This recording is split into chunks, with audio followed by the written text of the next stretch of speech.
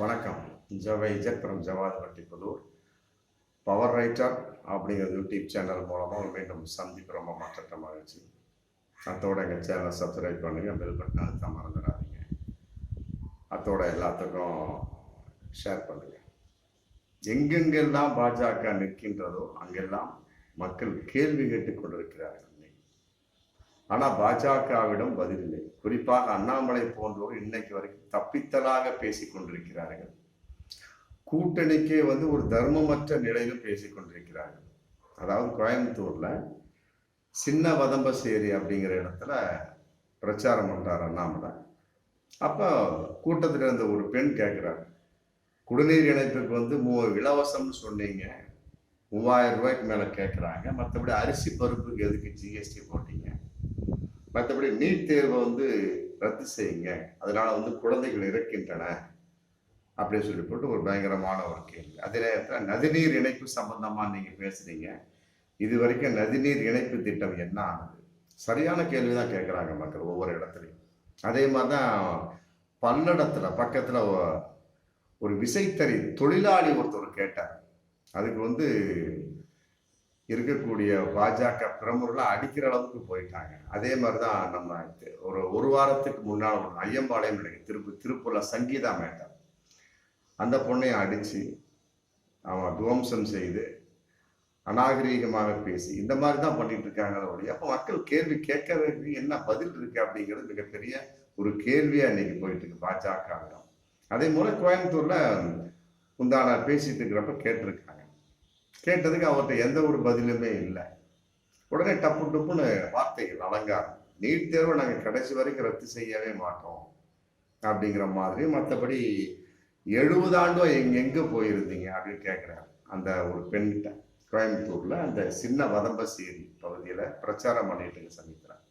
அவங்க அந்த 70 வருஷத்து தான் பாக்குறாங்களோ ஒளி இவர்களாண்ட 2014 டு 2024 அந்த 10 வருஷம் அவங்களுக்கு கணக்குல இல்லை போடுறது. அப்ப 10 வருஷமா என்ன பண்ணீங்க? நதிநீர் இணைப்பு திட்டத்தை பத்தி அந்த மாதிரி கேள்வி கேட்கிறாங்க. சின்ன வதம்பசேரியில ரைட்டு, ஓகே. 10 வருஷமா என்ன பண்ணீங்க? சரி, நீட் தேர்வு சம்பந்தப்பட்ட கேள்வி கேட்கக்கூடிய சமயத்தை அதுக்கு தகுந்த எந்த ஒரு ஆதரவான பதிலுமே கிடையாது. ஆமா, இப்படிப்பட்ட ஒரு கூட்டணியில தான் பாமக இருக்கு அப்படிங்கிறத பகிரங்கமான ஒரு பிரளயமான ஒரு உண்மை. ஏன் நீட் தேர்வுக்குள்ள பாமக எதிர்ப்பு, நீட் தேர்வுக்கு இருப்பு. அதே நேரத்தில் 2026 அன்புமணி ராமதாஸ் தலைமையில் தான் நாங்கள் ஆட்சி அமைப்போம் அப்படின்னு சொல்றாங்க. இதெல்லாம் நேர் ஆப்போசிட் அண்ணாமலைக்கு. ஆமா, இப்பவே பாமகவுக்கும் பாஜகவுக்கும் பிளவு ஏற்பட்டாச்சு. அதுல எந்த ஒரு மாற்று கருத்தும் இல்லை. 2026 பாமக கட்டாயம் பாஜக கூட இருக்காது. அது இப்பவே பல பாமக கூட்டணியை சொல்லிட்டே இருக்காங்க. அதிருப்தியா தான் இருந்துட்டு இருக்காங்க. எதற்காக இந்த கூட்டணி சேர்ந்தோம், இவங்களோடு சேர்ந்து நாங்க எப்படி தெருவில் இறங்கி ஓட்டு கேட்கறது, இப்படி அன்னைக்கே கேட்டாங்க. டி நகர்ல கூட்டம் போடுறப்ப அன்னைக்கே கேட்டாங்க. தைலாபுரத்துல கூட்டத்திலே கேட்டாங்க. பாமகவர் ராமதாஸை நோக்கி, அன்புமணி ராமதாஸை நோக்கி கேட்டாங்க. இன்னைக்கு அதுக்கு மிகப்பெரிய ஒரு விடை தெரியாம அவங்களே முழிச்சுட்டு இருக்காங்க அப்படிங்கிற பகிரங்கமான உண்மை.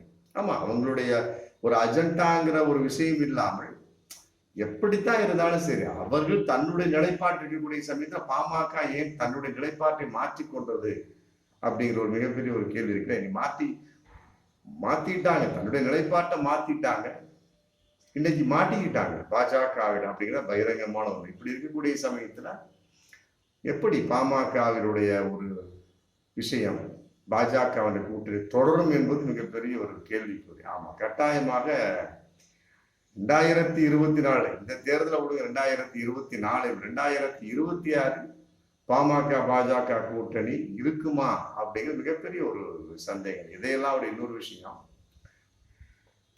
ராம ஸ்ரீனிவாசன் அப்படிங்கிறவர் மதுரை பாஜக வேட்பாளராக இன்னைக்கு நின்றுட்டு இருக்கிறாரு, நிக்க வச்சிருக்கிறாங்க. போன 15ஆம் தேதி மதுரை இவர் வந்தார் இல்லையா, மோடி.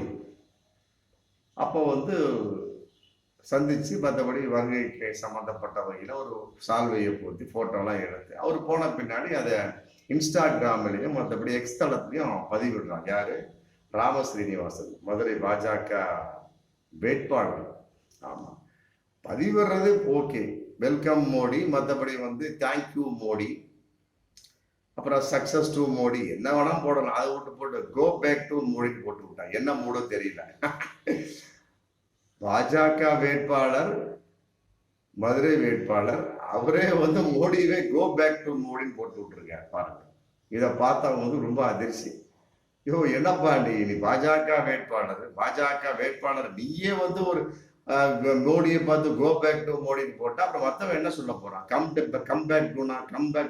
கம் டு மோடி நான் சொல்ல போறான். அதெல்லாம் ஒன்றும் கிடையாது. உடனே மாத்துப்பான்னு சொல்லி மாத்த வச்சு அப்புறம் அவர் போட்டாராம், ஒன் நேஷன் மற்றபடி ஒன் தாட், ஒரே தேசியம் ஒரே சிந்தனை அப்படின்னு போட்டிருக்காரு. ஒரே தேசம் ஒரே சிந்தனை, ரைட். இந்த சிந்தனை முதல்ல ஏன் இல்லை அப்படிங்கிறது ராம ஸ்ரீனிவாசனை பார்த்து கேட்கக்கூடிய மிக டாலர் மில்லியன் கேள்வி. முதல்ல அவர் கோ பேக் டு மோடின்னு தானே போட்டாங்க. அதுதான் நிதர்சனமான உண்மை. அதே நேரத்தில் ராம ஸ்ரீனிவாசன் ஒரு குறிப்பிட்ட ஒரு ஒன்றரை மாசத்துக்கு முதல்ல கூட ஒரு இடத்துல பேசுறப்ப கம்ப்ளீட் இஸ்லாமிய கருத்துக்கு ஆதரவாகவே தன்னுடைய கருத்தை நிலைநாட்டினார் என்பதுல சம்மந்தமாக கூட நாங்கள் வீடியோ போட்டிருப்போம். நாம A to Z, பெண்கள் நிறைய குழந்தைகளை பெருக்க வேண்டும், மற்றபடி இப்படிப்பட்ட பெண்களா பார்த்துக்கலாம், கல்யாணம் பண்ணுங்க அப்படிலாம் சொல்லிவிட்டு எல்லாமே அவருடைய கருத்துக்கள் எல்லாமே இஸ்லாமியத்துக்கு ஆதரவான கருத்துக்களாகவே இருந்தது. ஆமா, அதே மாதிரி வந்து இதுவும் கோ பேக் டு மோடி என்பது கூட இஸ்லாமியருக்கு ஆதரவான கருத்தா அப்படிங்கிறது அவரை கேட்டாதான் தெரியும். கட்டாயம் அப்படித்தான் இப்படி ஒரு சூழல் இருந்தாலுமே கூட பிறகு மாற்றிய வகையில் கூட அந்த சிந்தனையிலிருந்து ஏன் அவர் மாறுபட்டார் அப்படிங்கிற பகிரங்கமான ஒரு கேள்வி இருக்கு இல்லையா? உண்மையிலே அதுதான் வந்து உண்மையான நிலைப்பாடு. ஆமா, கோ பேக் டு என்பதுதான் வந்து ராம ஸ்ரீனிவாசனோட உண்மையான நிலைப்பாடுங்கிறது இதன் மூலமா தெரியும். இத்தனைக்கு ஒரு பாஜக வேட்பாளரை மோடியை பார்த்து ஆமா கோ பேக் டு போட்டா அப்புறம் மற்ற அரசியல் கட்சி தலைவர்கள் மற்ற பிரமுகர் ஏன் போட மாட்டாங்க அப்படிங்கிற பகிரங்கமான ஒரு கேள்வி இருக்கு இல்லையா? ஆமா, இன்னொரு விஷயத்த பார்க்கக்கூடிய சமயம் ராமநாதபுரத்தில் நடந்த ஒரு விஷயம், அதாவது கோஷ்டி பூசல். அங்கு உள்ள பாஜக மாவட்ட தலைவர், அதாவது வந்து தரணி முருகேசனுக்கும் ஓபிஎஸ் குரூப் முத்து முருகனுக்கும் மிகப்பெரிய ஒரு கலாட்டா. வேற ஒண்ணு, பணம் பறிப்பதில் கலாட்டா, பிரிப்பதில் கலாட்டா. ஆமா, பிரிப்பது பறிப்பது. முத்து முருகன்கிறது ஓபிஎஸ்னுடைய ஒரு ஒன்றிய செயலாளர், அவர் அந்த குரூப். தரணி முருகேசன் பாஜக. ஆமா, ரெண்டு பேரும் வந்து வேறு வேறு சமூகத்தை சேர்ந்தவர்கள்.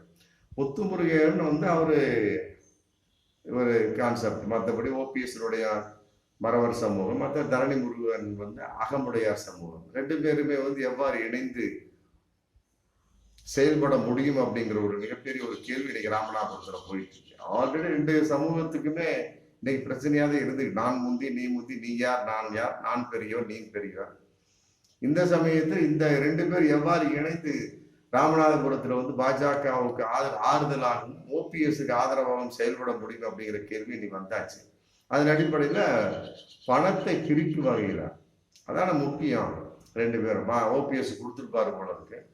மற்றபடி வந்து இவங்கள்ட்ட பாஜக கொடுத்தா ஃபுல்லா நமக்கு தண்ணி காட்டிடுவாங்கன்னு சொல்லி போட்டு என்ன பண்ணிட்டார் முத்துமுருகன் நமக்கு கையில வச்சுட்டு கொஞ்சம் கொஞ்சமா செலவு பண்ணக்கூடிய சமயத்தில் தரணி முருகேசனுக்கு பயங்கரமான ஒரு டென்ஷன்.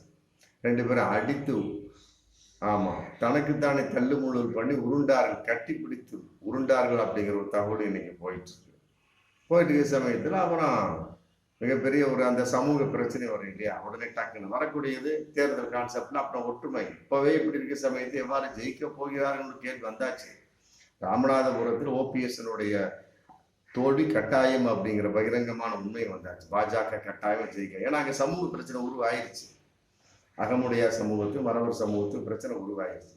ஆமா, அதன் அடிப்படையில் ஓபிஎஸ் சமாதானம் பண்ணியிருக்காரு. அப்புறம் என்ன பண்ணியிருக்காங்க, மீண்டும் வந்து தள்ள முள்ளு சண்டை கட்டி பிடித்தல் இதெல்லாம் வந்திருக்கு. ஆமா, உருண்டிருக்காங்க, அடிச்சு பிறண்டு இருக்கிறாங்க.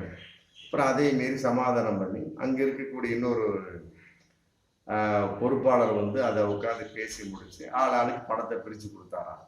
ஆமா, அப்ப வந்து ராமநாதபுரத்தில் வந்து பாஜக உழைத்து கொண்டு ஒன்லி ஃபார் பணத்துக்காகத்தான் அப்படிங்கிறது இன்னைக்கு பகிரங்கமா தெரியும். அப்படி இருக்க சமயத்தில் ராமநாதபுரம் தொகுதியில பலாப்பழ சின்னத்தை ஓபிஎஸ் எவ்வாறு வெற்றி பெறுவார் அப்படிங்கிற கேள்வி இன்னைக்கு வந்தாச்சு. ஆமா, அதனால வந்து எங்கு பார்த்தாலும் பிரச்சனைகள். பாஜகவினால் மக்கள் கேட்கக்கூடிய கேள்விகளுக்கு அவர்கிட்ட எந்த வகையிலும் பதிலும் இல்லை. அவர்களே வந்து கோ பேக்னு மோடியே போடுறாங்க.